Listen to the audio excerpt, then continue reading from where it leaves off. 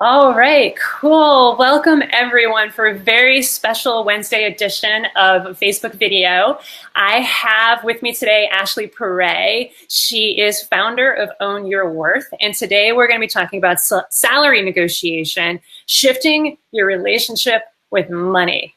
Um, awesome topic. I'm really excited to talk about this, especially because I think this is an area where especially folks in tech, but I think everybody can just get a little bit more, if we can just get a little bit more comfortable talking about money, I think we'd all be better off for that, have better conversations around that. So first, let me give you a chance to introduce yourself, Ashley. Just tell us a little bit about what you do and who you help. Yeah, sure. So thanks. Hi, everyone. And thanks, Jen, for having me. I'm excited to be here today with you. So I started my business after almost 13 years in corporate HR, and now I am coaching clients in tech to negotiate, move up the ladder, get a seat at the table, really find their voice and create careers and lives of their dreams. So I connect with people at all levels within companies, and then I also work with female founders who are looking to change corporate America. So my mission is to really help corporate, right, be a better place for all employees. I'm really mission driven and excited to be working with the clients that I meet and connecting with cool people like you who are doing this amazing work in this space as well. Yeah, and right back at you. I mean, that's a mission that I am totally on board with. And so, and again, it's sometimes it's about having those conversations and those uncomfortable conversations around how can we be more comfortable owning our worth and more comfortable negotiating. So let's start with the beginning. Let's start at the beginning. And for me, that's always starting from a mindset perspective, taking a look within, taking a look inside. So let's start with limiting beliefs. So what would you say you found to be some of the biggest limiting beliefs around money that people have that are keeping them from negotiating, that are keeping them from really getting where they want in their careers and in life? Yeah, it's a great question. A lot of the work that I do, right, is around mindset and shifting, right, your self-perception and your relationship with money. But the self-limiting beliefs I will absolutely get into. What I find that I hear more often is, right, this fear around what might happen, or not having the self-confidence to ask, or not knowing how. And so there's a lot of other factors that usually come up first. Sure. And then when we dig in, right, I really find that there's a lot of money relationship stuff happening for people. And that's usually a surprise. And so, what I hear a lot of people say is like, wow, that's a lot of money, right? Or that's a really big increase. Or, am I worthy? Am I worthy of that? Or if I get to that level, what if I screw it up? So the thought patterns that people become aware of that they haven't realized are unconsciously running the show are really, right, their relationship to money and these limiting beliefs that are telling them a story that's bringing up these other fears of like, oh, it's probably not a good time. So the lot of money, right, comes up, and I often say that we put our own glass ceilings over our head, right, when we're not able to get really comfortable with $100,000, right? So if a client like really wants to get there, but they're like, wow, that's just so much money. Right? It's like, well, if you don't believe, right, that you can get there, if you believe that's a lot of money, how can you, right, should build a case and get someone else on your side to say that you're, right, making that much of an impact and that you can earn that much. So it really does start within, around what we believe about ourselves, our worth in the marketplace, and how to be able to articulate, right, that it's about showing up for ourselves and really kind of identifying old patterns. We've all learned about money from, right, being socialized, from our parents, from our first experiences with money. But we're not always aware of how those stories are running the show behind the scenes. And what comes up when you start to think about self-advocating. Mm-hmm. So it sounds like suggestion number one that you would have is simply being aware of the stories you might be telling yourself around money, particularly if you have that reaction, oh, wow, that's a lot of money. Yes, because right, the question I always ask a client is, what's your relationship to money? And people will say, well, either I'm a good saver or I'm a bad saver, or I'm cheap, right? People self-judge and qualify themselves in a certain way. And then it's about, okay, well, how is that relationship or belief pattern, right, showing up for you in your life? So not just for your bank account, but at work and your paycheck. And so, yeah, it's definitely asking yourself that question about, wow, where does this money story play out for me in my life? And people are always surprised how deep it runs, and really how we make decisions based off of those beliefs without even thinking about it. Mm-hmm. And so that's a great question to ask for those of you who are taking notes, to write this down. Where does the money story play out in my life? Even just asking yourself that question, it helps you to become aware of the stuff that we just do because we're conditioned to do it without stopping to think, hey, actually, maybe I do think this is a lot of money, but is it really? And do I need to shift it? In fact, do I need to shift that belief in order to actually get paid more myself, in order to communicate my value? So that's a lot of money. That can be a limiting belief. I was going to say that's a good one. It's a disempowering belief. So it's not a good belief to have, but I think it's something that's good to point out to get people thinking and to get the wheels turning. So are there any other limiting beliefs, negative beliefs, disempowering beliefs that you see pop up that keep people from really owning their worth? I mean, as humans, right, we have our shared experience. What I hear over and over again are the roots, right, are really these negative beliefs that I'm not good enough, or I'm not worthy, or right, it's my fault. So those are often, right, the root cause beliefs that are at the foundation of all the other stories that we end up telling ourselves. So am I good enough? We start doubting, right, our capabilities, our strengths, our commitment to an organization, right, our ability to add value, and it becomes about our self-worth as a human instead of what we're delivering and what we're worth in the market from an experience standpoint, and education and skill set and even potential. So I think those self-limiting beliefs are real for all of us in many different ways, and it's being attuned, right, to which ones play out for us the most underneath it all. Yeah, that's a wonderful point. I think I do see that. I see it in myself, and I see it in others, and reflected in myself through others, and lots of other different ways where that is very often that root cause, that I'm not enough, I'm not good enough. Related to that, do people really like me? Am I good enough to get paid this amount? Are they really going to do this? So that self-worth is, again, like, it can take years, like, to really kind of go through this process of figuring out the stories that we're telling ourselves and becoming more aware of it. And so the goal here today is just to share some questions to ask yourselves so that you can start to become aware of it, and that we're only human, and that these are things that we all think. Like, that's why I love watching, like, inspirational videos. I was watching a video, a Netflix documentary on the guy that runs really fast, Usain Bolt, right? He has a great last name. And so he had won, like, I don't know, like, a ridiculous number of gold medals. And it was another race. And he was showing him in the hotel room beforehand. And he basically did the I'm not good enough. He was putting his shoes on, and he was like, I'm not sure if I'm good enough for this. Wow. And you're looking at it, it's like, you already have 4 or 5 gold medals, and you're the best in the world at this. Even those people have those kinds of beliefs. Yeah. So let's talk a little bit more about the self-worth piece of it, because I think that's worth exploring a little bit more.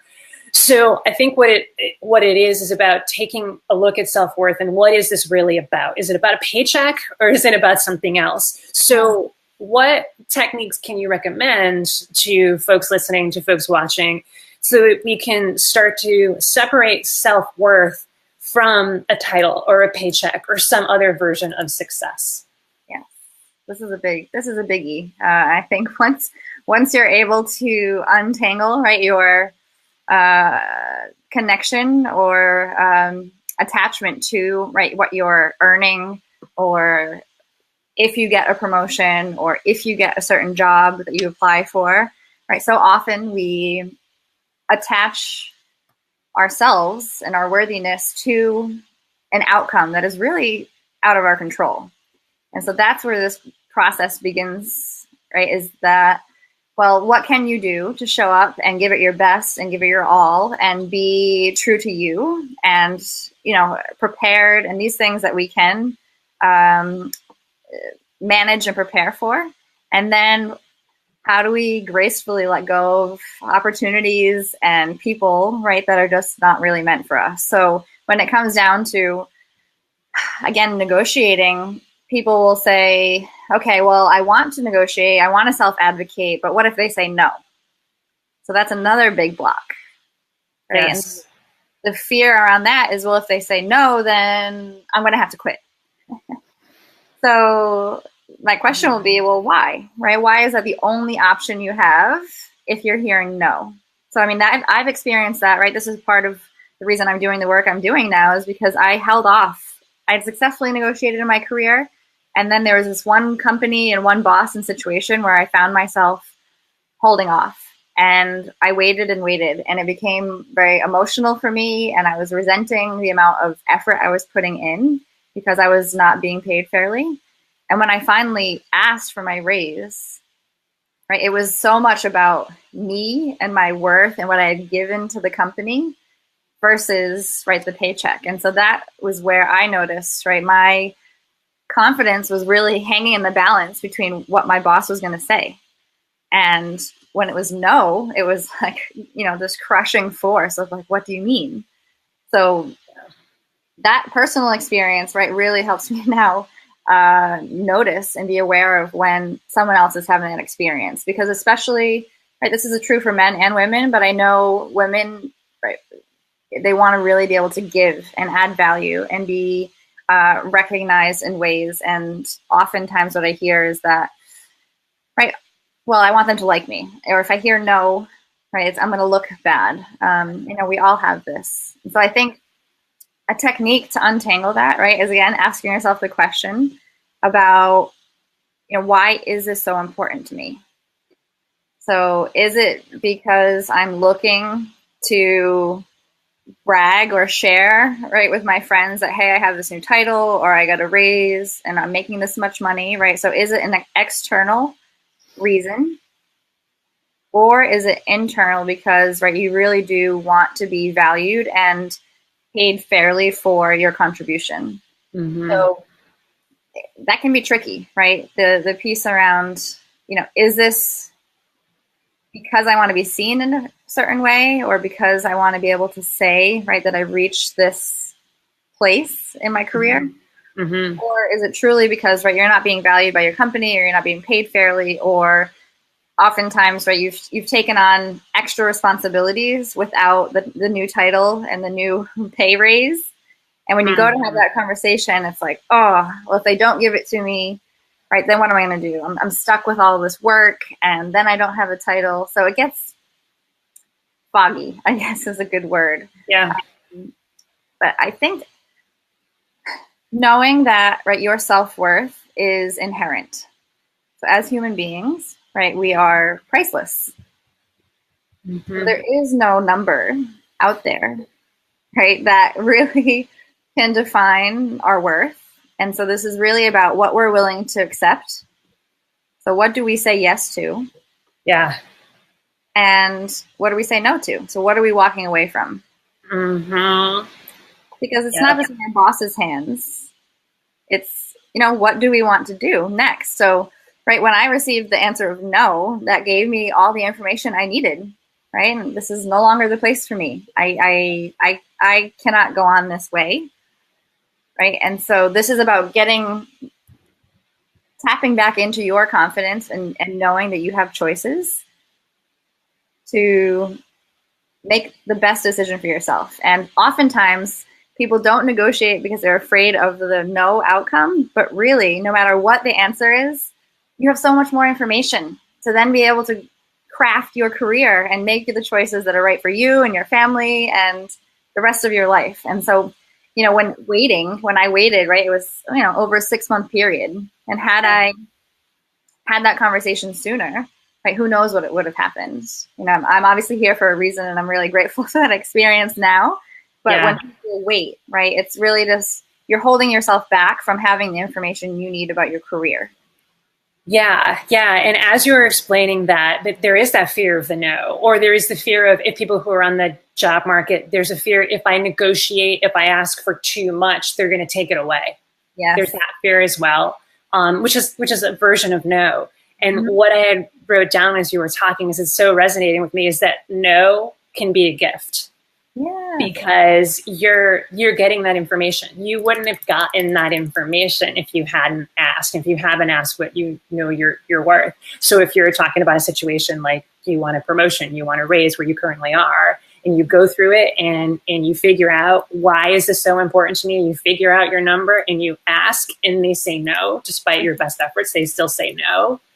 Then that's information for you to kind of figure out, do I still want to work here? Yeah. And so it's a gift. And the same thing, if you're on the job market, you're trying to figure out what's the best fit job for me. They're trying to figure out too, right? But you're trying to figure out what's the best fit job for me. And if they're not willing to advocate for you, like if you ask for 10, 15, 20% more, and they're like, nah, there's no way we can do that, I'm so sorry. Then if it's below your walk away number, right? Then you walk away and you say, okay, then this is clearly, this is not going to be a fit because for these reasons. Yes. So I think it's powerful to think about it, that no is actually not necessarily a bad outcome. I love the way you framed it in terms of, it's more information. It's information that you wouldn't have otherwise. Yes. And it's not about you, right? So going back to your self-worth, no, we internalize no. Well, it's something I did or something I didn't do, or because I asked for too much, the answer is no, and I shouldn't do that anymore. So right, almost all of my clients that I work with, and just people throughout my career, people negotiate. Women ask. But what happens is you have one bad experience and they decide not to do it again. Yeah. And so that is the piece around, right, everyone that no matter where you are in your career, right, until you hear like, no, this is our final offer and it's the best we can do, then from a company and HR perspective, like there is room for negotiation. And I always share, right, in my workshops, and right, if you negotiate and the company says, sorry, we're rescinding the offer, right, you are saving yourself from a terrible experience. Absolutely. And that is truly a gift, because that tells you everything you need to know about the culture of the organization.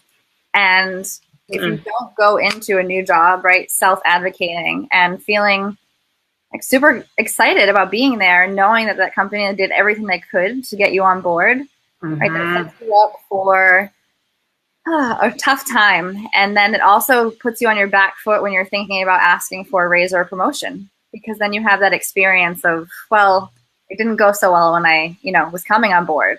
Yeah. And that's what holds people back, as well as the self-limiting beliefs, is right, if they've had a bad experience when they did negotiate. And unfortunately, right, not all managers and HR reps and companies are created equally. But as a candidate and as an employee, right, there are companies out there that will do the right thing, and they want to see you happy because you're valuable. Absolutely. Especially we need you. Exactly. It's like, wait, right.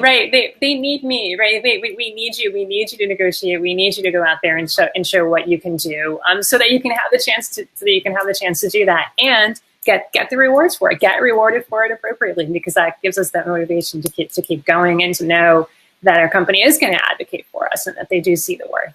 Yes. So where I want to go now, Ashley, you kind of alluded to it in terms of thinking about this from the perspective of HR, from the company, the person who holds the purse strings, the person who is on the other side of that negotiation. And I know you have a background in HR. So I'm curious, let's look at it from that perspective, so that we can kind of because I think one of the things that I'm getting out of this conversation is it's not about you. This is a conversation. This is about them too, and they're used to it. They're expecting you to negotiate, at least most of the time anyway. Yeah. So what tactics from your experience do companies use? Does HR usually use during the negotiation process? Yeah, so it's interesting because people have asked me this, right? Oh, tell me the tactics or the secrets, or right? And I'm like, well, you're coming into that discussion already, like assuming that the company is out to get you, or there's a trap, or that it's going to be a battle, right, or a fight.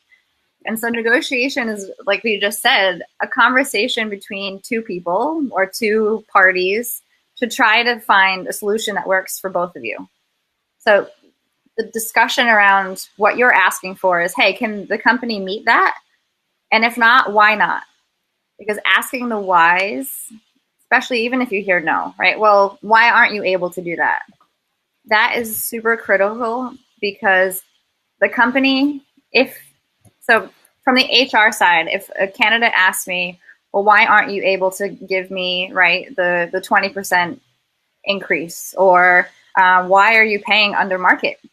That's powerful. Yeah. Then, I was able to share, well, as a company, right, our pay philosophy is this, and we offer all these other things in lieu of, and I completely understand if you're not able to take, right, the job for this amount at the base, right? But if you're not asking, hey, what is your pay philosophy? How do you determine the pay ranges? How often are your salaries reviewed from an equitable standpoint within the company? Right? You absolutely should be and need to be asking these questions, especially now, right? Because companies are being held to higher standards. Thank goodness. Yes. And so, right, if you're not asking the whys, then again, you're missing out on information that's going to inform your decision. And from an HR perspective, right, you might hear things like, well, my hands are tied, or I'm not sure we can go that high. Or they might ask you right off the bat, what are your salary expectations? So you want to be prepared in advance to be able to manage those responses or questions. Right? And if you are hearing like, oh, there's nothing I can do as a response, right, that's usually just a deflection strategy. And either, right, there is nothing that person can do because they're not part of the decision-making team, or they're not sure how to handle the situation, or they're maybe testing you to see, right, how you might respond. But usually this is about either if you're negotiating with a manager or an HR for a new job offer, if you hear that, right, your question, your response can be as a candidate, well, what other information do you need from me to advocate on my behalf internally? Like, is there anything else I can give you, right, to bring this to so-and-so, if it's their boss, or who is the decision maker that I can have a conversation with? Yeah. So the process of negotiating, with HR and or the hiring manager is different at every company, but these are some of the things that I've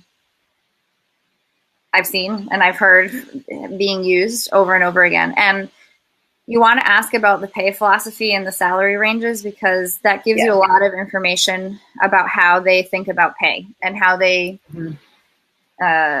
do merit increases or annual reviews, or right. All of that information is available to you during the interview process. So would you suggest bringing this up even before the negotiation? So even before an offer, let's say during the interview process, you get to talk with, or you ask to talk with someone during HR, that it's during that time, even before an offer comes, even before the formal negotiation, that you ask these questions about pay philosophy and what you had mentioned. Yes. So people ask, like, when do I bring up salary? Or, so if you're getting that question on the first phone call, like, what are your salary expectations? My recommendation, right, is to deflect. You as a candidate deflect and say, I'd love to talk to you about this, but I don't have enough information about this opportunity and this role to do my market research. So I'd love to table that until there's an offer on the table. Yep. Right. Deflecting that until you're first of all, you have more buy-in from the company that you're their candidate, and also that you have the information you need to actually do your research to figure out what is an appropriate salary range. So instead of saying a range or a number, you can say, I'm glad you brought that up, right? I would really love to be to have some clarity around your pay philosophy as an organization. Yeah. You know, how is pay handled internally? Is there an approved range budgeted for this position that you can share with me? Yep. So these are different tactics and techniques to push the conversation about your pay to the offer stage, and also gather information about how money is handled as a company. Right. One of the biggest insights or aha moments that I can see on people's faces when I'm giving a workshop is that, right, you are negotiating with another person, and that other person has their own money story, right? They have their own experiences of either negotiating or not negotiating, either self-advocating or not self-advocating. So knowing your audience, right, is really key. And having those conversations with HR, I think, is a little bit safer as a candidate than with your potential new manager. Yeah, or like maybe with a recruiter. So it often happens with a recruiter. I find recruiters are usually very willing to have those kinds of conversations because they're your advocate as well. Yes, absolutely. Yeah. Cool. And I think recruiters, because of the new law changes in Massachusetts and other states, San Francisco, New York City, right? So the new legislation is that companies effective in Mass as of July 1st, they can no longer ask for your salary history, right? So as a candidate, I do not recommend sharing your current salary or earnings because it's not relevant to the role you're moving into. Instead, right, the conversation is really about, well, what is the range for the role that you're hiring for? And, you know, are you paying in line with market value? Yeah. So I can see that one reaction to this could be, oh yeah, cool, bring it on. I just needed, I know I need to do this. And it's just about what can I say? What questions can I ask? And you gave some great ideas around that. But getting kind of back to the self-worth, limiting beliefs, essentially what I got out of this conversation was ask why, you know, this part of the conversation in terms of talking with HR or a recruiter or somebody else who might be your advocate is asking why. In what's your pay philosophy, and how do you give raises? How do you determine that? Do you pay at market value? Those are all wonderful questions. But I can see some people can say, I'm really uncomfortable asking those questions. I don't want to ask why. Doesn't that seem too X, right? Too greedy, too pushy. So what would you say to that? Right. So that does go back to the self-limiting beliefs. So, right, what is being pushy, right? Why do you consider asking follow-up questions being pushy, right? Why is talking about money or asking the company about their pay philosophy, you know, why is it greedy? And that goes back to your relationship with money. You know, were you taught to not talk about money because it was disrespectful, right? Or wrong or not polite, right? So there's many, and unfortunately within organizations, right, that's also a culture. That many organizations are not pay transparent. They don't have open conversations. And that's exactly why you need to ask these questions as a candidate. Because if the recruiter or HR or hiring manager says, well, I'm not able to share that with you, right, then you're not being pushy, you're being smart. Yes. You need to understand what this culture of a new company, right, really is like. And this is, you know, as a candidate, you're going to be asked behavioral interview questions, right? Companies want to know how you're going to make it through, right, really difficult, stressful times. And I ask candidates, right, what are your behavioral interview questions for the employers? These questions are about self-advocacy. And if you think speaking up, right, and owning your worth is being pushy or greedy, that goes back to, okay, right, what is being triggered within? You know, how are you holding yourself back or feeling like you're not good enough to talk about, right, money with a potential new employer? Yeah. Yeah. It's not pushy, it's smart. Yeah. Because if they can't talk about that, then what else can't they talk about? What else are they not going to be able to do for you once you're hired? What is it going to be like working there? Yeah. So it's really a way to poke into the culture a little bit and figure out what's it really like to work there. Because people ask that a lot, like, what questions can I ask so I can figure out what it's going to be like to work there? Yeah. This is a real, this is getting real. Like, it doesn't get more real than that. Asking, what's your pay philosophy? Yes. Boom. Right. And then their reaction to that question is going to tell you a ton in terms of what it's like to work there. So, yeah. All right. So let's move and talk and move away from negotiation in general and just talking more about self-advocacy at work. And so I think, again, talking about the potential negative beliefs and the potential fears around this, that there are, or at least there could be, people think there might be negative consequences to self-advocating at work. So let's talk about how we avoid those potential negative consequences of advocating for yourself, of owning your worth, of selling yourself. Yeah. Yes. So I kind of break this down into two buckets where, right, the negative consequences can be what we perceive to be a negative, which is, right, what we're afraid of. So the getting the no as an answer, right, or being told, yeah, sure, and then nothing happening, right? So not following through. So there's a lot of perceived negative consequences, meaning we fear that it might happen and it holds us back from asking, but it might not necessarily be a bad thing if it were to happen. So it's just managing through how to continue that conversation if that isn't a response. But then there are potential real negative consequences of either, right, retaliation in worst cases, or I mean, I've seen all kinds of things, unfortunately, right, where your manager ends up treating you differently, or you're passed over for another promotion, or the next promotion, right? So there are, people feel that when they self-advocate, it somehow puts a target on them, and there will be a real negative consequence in some way. And it really goes back to, right, your relationship with your boss. You know, is that an experience that you've already had?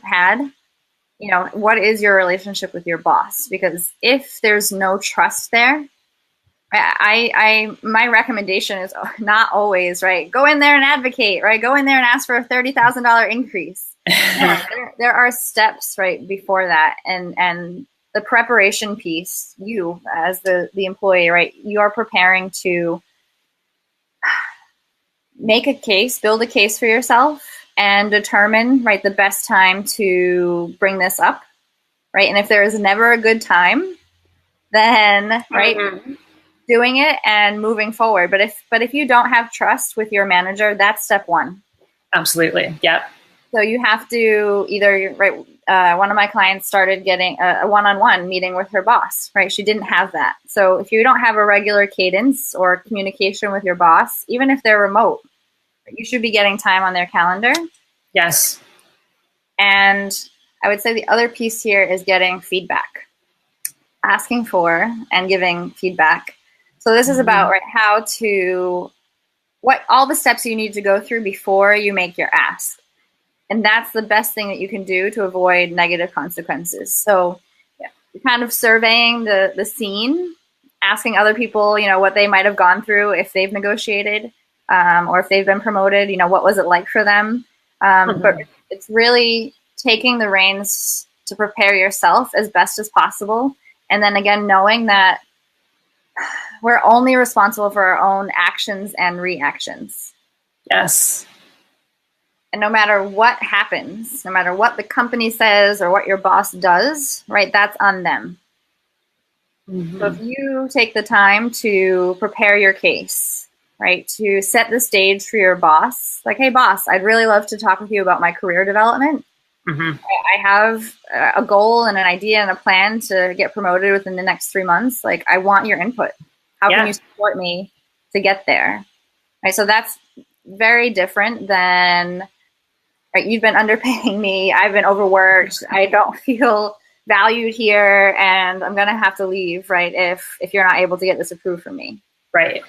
This is all about how you go into those discussions, and how you go into them is how you prepare for them. Yeah, yeah. And so huge take homes there. So if you're not already having regular one-on-ones, there's a regular cadence to it, whether it's once a week, every other week. Yep. I mean, even if it's once a month, if you're not doing it all once a month is better than nothing. Yeah. I prefer every other week or every week. Yep. Get them on your calendar. Start talking to your boss. And then you have to prepare. It's not just one conversation. It's like, hey, boss, I want a 15% raise. Yeah, sure, or no way. And then you just stop, right? It's a series of conversations. And so, yeah, and it's about building that trust, getting that feedback. And then what you had said, how to frame the conversation. That's actually what a lot of people are missing, is just framing the conversation. Hey, boss, I'd like to get a promotion in the next few months. Yeah. How can we work together to do that? Yes. Yeah. That it sounds so simple. But depending on your relationship with your boss, how much trust is there, what negative money beliefs your boss may have, or whatever it is, that can be actually a very hard conversation to have. Yeah. But it's got to happen, because if he or she cannot read your mind, right? So if you want a promotion and you want to raise, somebody who's going to help you to advocate for it needs to know about that. So I think that's just so key that so many people miss. Yeah, and so being in HR for many, many years, going through the termination process with employees, which, it never gets easier either from an HR or management perspective, but the conversation typically, right, that managers, you tend to have with managers is, will this person be surprised, right? Have you as a manager had the conversations you've needed to about this employee's performance and how they're not meeting expectations or goals or standards, whatever it is? So, right, there's this kind of standard, like, you shouldn't really be surprised if you're being let go. And I'd like to flip that and say, right, you shouldn't really surprise your boss with your ask for a raise. Sure. So it's small, right, getting them enlisted and on board, and having conversations that, right, you're committed to the company and you want career growth, and you also want his or her support. And so by the time you make the ask, the specific ask of what it is you want, right, in the ideal situation, your boss would say, and I've heard this, like, wow, I'm really impressed in the way that you brought this right to the table, and I'm not surprised at all. Let's work on it. Yep, absolutely. Because look, if your boss is your boss because you share a team, you share outcomes, you share wins, and so if you're going to do better, your boss is going to do better as well. And so it's like, hey, it can be win-win. So I like to look at it that way as well. That it's not just about you, right? It's about helping the team and helping your boss and helping the company as well. And so whatever extent you can align your goals with the company's mission, with the team's mission, and make the conversation around that, then it'll make it a lot easier too, and feel a little bit less, self-serving. But at the end of the day, it is certainly that's what we're talking about here is owning your worth and building your career. But in the process of that, you're helping a whole bunch of other people in the process who need you, like we were talking about before. They need your help. They need you to step up. So it's sort of seeing your obligation to kind of do it from that perspective can sometimes be that motivation that people need to just have that conversation when they've been putting it off. And right, people are, right, I believe people are good and at their heart, right? And so people want to be able to show up at work and do a great job and give and go above and beyond, and not have to worry about, like, I'm so annoyed or resentful about my paycheck. So this is the self-advocacy piece is really about taking care of you, right, at a base level first, so then you can give and provide and show up every day at work feeling, right, empowered and excited to be there. I mean, this is how you retain great talent, because you want them to stay with you because they're doing an amazing job. And so that means, right, it's about being paid fairly for their contribution as well. So this is, the self-advocacy piece is really about, once we are taken care of as people, then we can give more openly and freely, and that makes us even better team members and opens us up to more opportunities in the future, I believe. Absolutely. Totally on board with that. Wonderful, wonderful point. And I think that's a great point to end with, Ashley. It's been great chatting with you today. So just so people can know, in case they want to connect with you and learn more about what you do, what's the best place that people can go and reach out and find out more? Yeah, so my website is ownyourworth.com. And people can email me directly. My email address is ashley@ownyourworth.com. I have a private Facebook community of Own Your Worth employees. And so, yeah, I'm happy to chat, to stay in touch. So either my website or email, or you can find me on my Facebook group as well. So Own Your Worth. Excellent. Very good. Awesome. So wonderful conversation today, Ashley. And yeah, I wish you all the best, and let's definitely keep in touch, because our missions are like that. Our missions are totally aligned. So it's been great talking with you today. Thank you for having me so much. Yeah, you're welcome. Bye. Click.